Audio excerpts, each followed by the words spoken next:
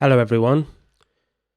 Today I want to talk to you about the coronavirus predictions I made about 6 months ago, just over 6 months ago. Actually, it's about 7 months ago now. Um, so, when the coronavirus bill was coming into law, I made a bunch of predictions, and I said that in 6 months I was going to come back and see whether I was correct on a lot of them or whether I was incorrect. And it actually has been a mixed bag. I wasn't completely correct as I thought I might not be. Uh, but we're gonna go around my list and see what was correct and what wasn't. But first, I just want to have a think about. I want to go over the list of what I actually said would happen. So first of all, I predicted that the lockdown wouldn't work and the bill would be absolutely useless. I also predicted that the coronavirus bill would get renewed in 6 months and that they would get rid of the limit. I predicted that they were going to remove the specification, I guess, where the bill says that it's specifically for coronavirus. I felt that they were going to get rid of that limit. There was a declaration that said that the Secretary of State has to declare to everyone when he's going to introduce lockdown rules. I thought that they were going to get rid of that so they can use some of the restrictions for other purposes. Then I predicted that on China, nothing would really change, that China would remain unaccountable. The influence on WHO and the influence that the WHO has over the rest of the world would remain as well. And I also predicted that China's control over the British market and government will stay in place. On government accountability, I predicted that no one's really going to be held to account in the government. They're not going to be held to account for not pressuring China, not going to be held to account for not securing the borders earlier, and also not going to be held to account for downplaying the situation when they were saying it's just like the flu and that the NHS was ready. I also predicted that the whole issue of mass immigration would be addressed, but the bare minimum would be done. And then with the media and the government in general, I predicted that nothing will change in terms of trust. It'll probably get worse. The media's need for sensationalism will create future drama. I think we've seen that. And that the government won't do much at all to ensure that we listen to their advice in the future. And they'll still ignore genuine issues. Finally, I predicted that the government will probably try to increase the power of the nanny state, and they'll probably try and remove responsibility from us while also having little accountability themselves for their own mistakes. Now, let's go through the list once more and just see where I was correct and where I was incorrect. So to start with, the lockdown didn't work. I think that's been quite clear. If you look at every single month over the last, since May, because I made my video in April, so in May, people were flouting the rules, the lockdown rules. They weren't effective enough. No amount of fines will stop people from just changing their lifestyle if they don't want to. If they want to ignore the rules, they'll do it because they're individuals who make their own choices. That's the way they feel about it, even if they don't know it. So, yeah, people were flouting the rules in May. And then in June, what did we see then? Well, we saw people ignoring the rules and the government not being very good at stopping it. I mean, look, I don't think the rules are effective or smart at all, but if you're going to enact them, you're going to enforce them. And the government can't enforce them. And where it can, it just doesn't work well enough. So then in July, we saw big outbreaks, big warnings of outbreaks because people were flouting the distance rules. And then in August, we found out that 2/3 of people who were furloughed in the government's whole helpful scheme didn't even stop working. Not that they should have to, really. But yeah, the government basically said, yeah, you stop working, we're going to give you your money, which is definitely not welfare definitely won't make you dependent on the government in any way. If the government shuts down your job and says you can't work at all, but you get paid by the government a little bit of money, it's definitely not going to make you dependent at all and won't destroy any businesses. Don't worry about it.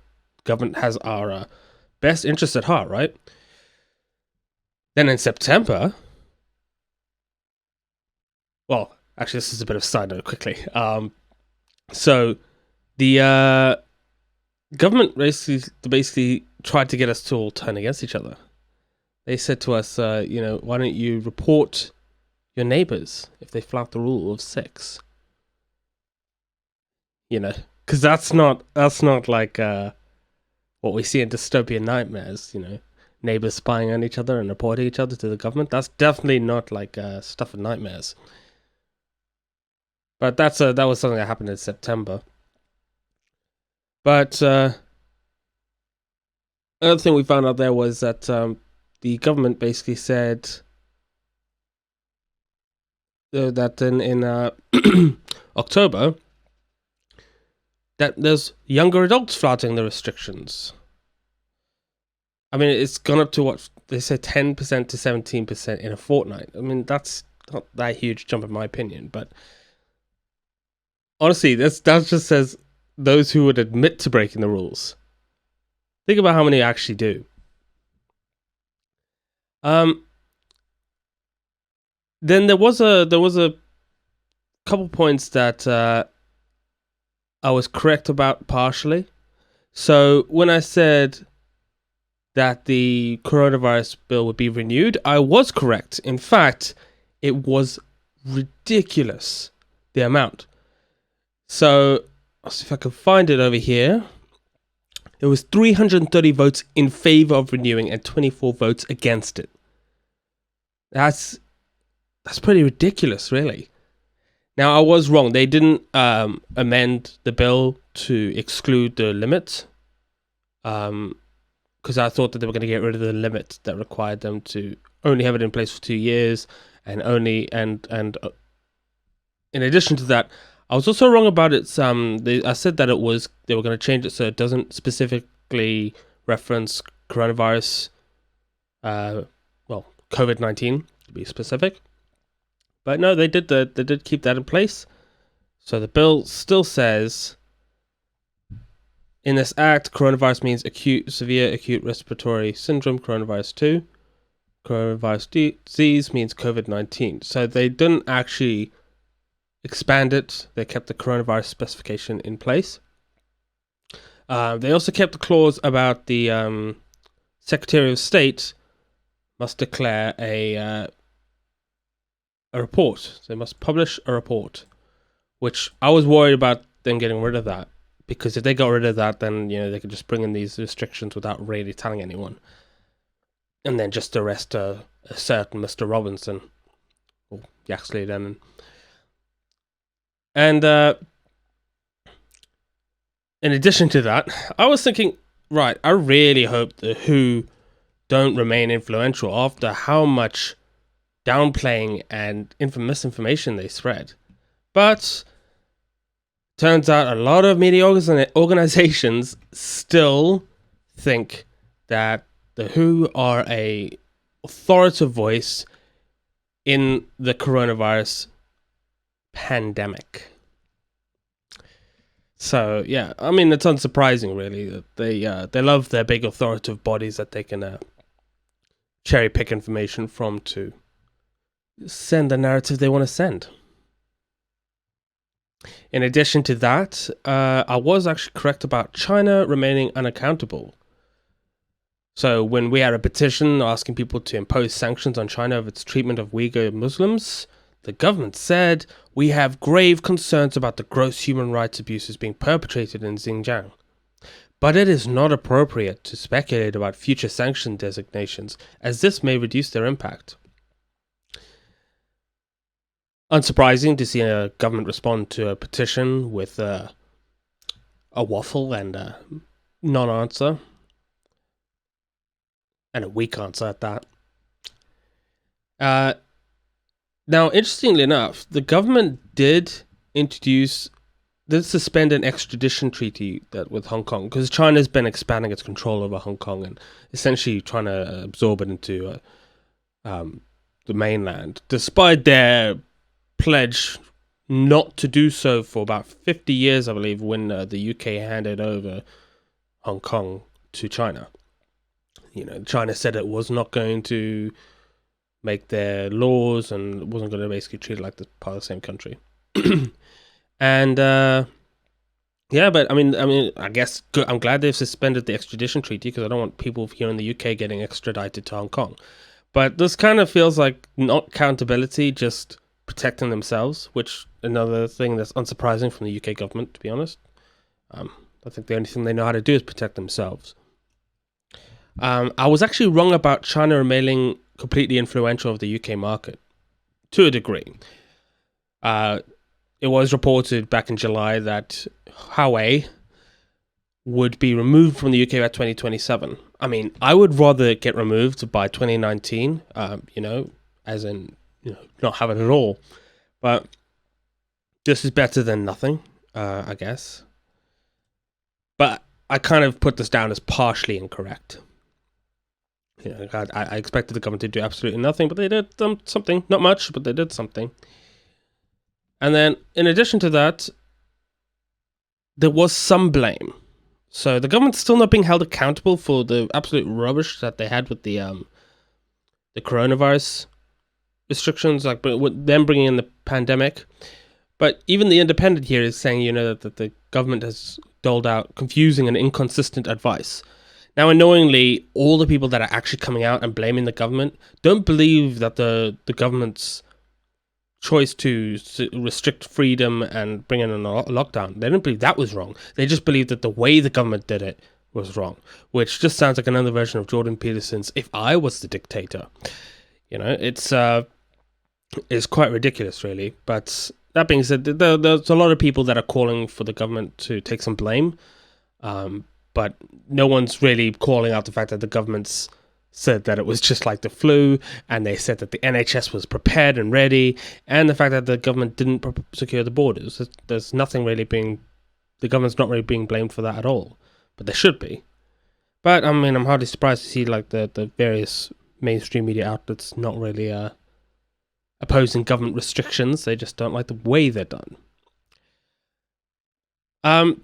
Now, technically, I was also incorrect on the immigration issue. I said that mass immigration, would be minimally addressed. So I am technically incorrect. Because as it turns out, the government it was worse than I thought in a way. The government didn't minimally address it. They did nothing. It got worse. And more than that, we've had, I didn't want to play the video here, but we've had Nigel Farage reporting on all the asylum seekers showing up at the beaches, and we've seen some crazy numbers, and the government instead is waffling about it, and they keep flip-flopping. I mean, Priti Patel's just over the last month said that they are going to, like, the asylum seeker system is broken, and they're going to fix it, and they wanted to deport people to, like, another island, things like that. But then I think this is just the sort of sums up the Tories, potentially Labour as well, is they say a lot and do a little. Because Priti Patel keeps saying that she's going to do something, but they're not doing anything. Home Office is still a mess. The whole immigration system, despite saying since the start of the year that they're going to like clamp down on it, Priti Patel's done almost nothing. And I mean, I do believe that maybe there's a lot of people in the state and the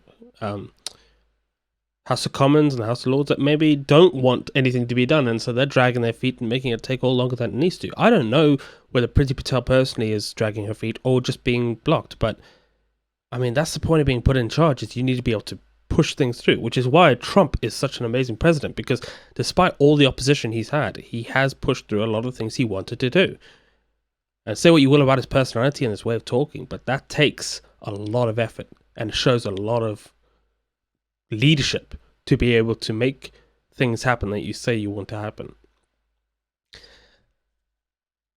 Now, there is one other prediction I was correct about. I don't have any citations or reports about it, but the government is still ignoring the real issues. As we're seeing with the mass immigration issue, we're also seeing it with all these businesses getting shut down, the lockdown. I mean, in this case, the government's not ignoring that issue; they're causing it. The government is still don't care at all about any sort of speech issues. They don't care about restricting speech in the slightest. I think we've seen them bring in some more hate speech restrictions, and then Sargon and his good secretary have been posting a lot about how the Department of Defense and various media organizations, various government organizations, have been bringing in a lot of postmodernist and sort of critical race theory doctrine into their training programs and so on, and it's just the government making things worse as usual. And then there was one more prediction I was correct on, the last one, which is that the government would use the same solution they always do, which is more government. And so now we've just this month seen the new 3-tier restrictions. Hasn't that gone well? We've seen Liverpool's rioting, then there's people, I think it was in Manchester, there was people protesting against the riots. People are getting sick of it, and I do not blame them in the slightest. We even saw the government further expanding their job support scheme again, because honestly, I think that the government those in government, I think they truly believe that they are the only solution. And that's a very dangerous thing to believe. So, I think those are all my predictions. That's kind of how I feel about them right now, that some of them were correct, some of them were incorrect. Overall, I'm hardly surprised the lockdown didn't work. I'd never really thought a government program nationwide that was going to control every aspect of our lives was ever going to work, because the government is not God. They may believe that they are like our loving and caring parent who will help us and protect us by locking us indoors and keeping us safe. But everyone knows what happens to a parent who locks their child indoors to try and keep them safe, and pads them and keeps them safe. I keep saying keeps them safe. Gives them all the protection, doesn't let them go do anything dangerous. What happens to children who are raised by parents like that? They end up unable to protect themselves, and they end up weak. And I think that the government is enacting a weird Munchausen syndrome by proxy in a sense, like on a nationwide scale. It's quite crazy, really. Anyway, that's all from me today. I hope you, if you think I'm wrong on any of the points I said I was incorrect or correct about, just post a link about it. As per usual, I'm going to post all the links I was showing in the video here in the description. And yeah, just leave your comments and thoughts below. I'm not really bothered if you like, share, subscribe, and the usual. But I hope you enjoyed the video nonetheless. Till the next one.